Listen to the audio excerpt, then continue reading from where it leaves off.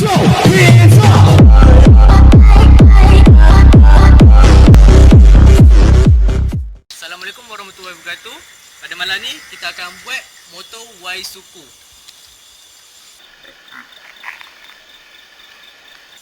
Jom kita roll out. Barang baru iaitu mentol lampu Y suku. Dia nama dia Osram yang dibuat pada Jerman. Lampu ni orang kata memang baik Jadi kita cuba try kita pasang kat Y suku. Okey. Ni lampu stok. Lampu original Y suku. Dia sampai situ je, tak cekah pun. Kalau kau tengok ni lampu tinggi. Lepas situ je dengan lampu dia pecah ke tepi kan. Kau ni malam memang tak nampak kau.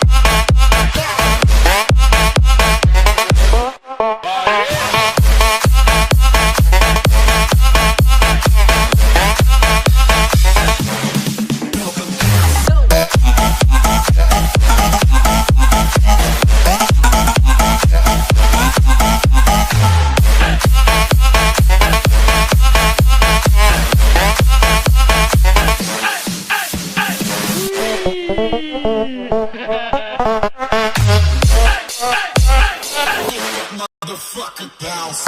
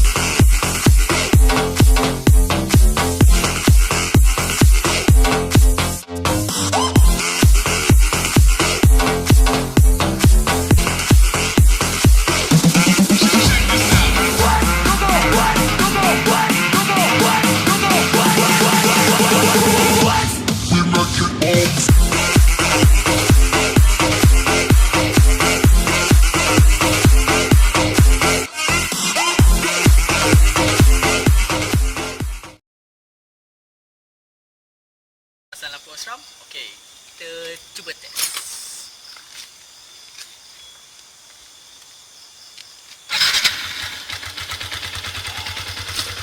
Lawaknya. Yang hormat. Oh, cerah pak. Ini kalau malam berjalan, babi ku silung. Settle. Terbaiknya.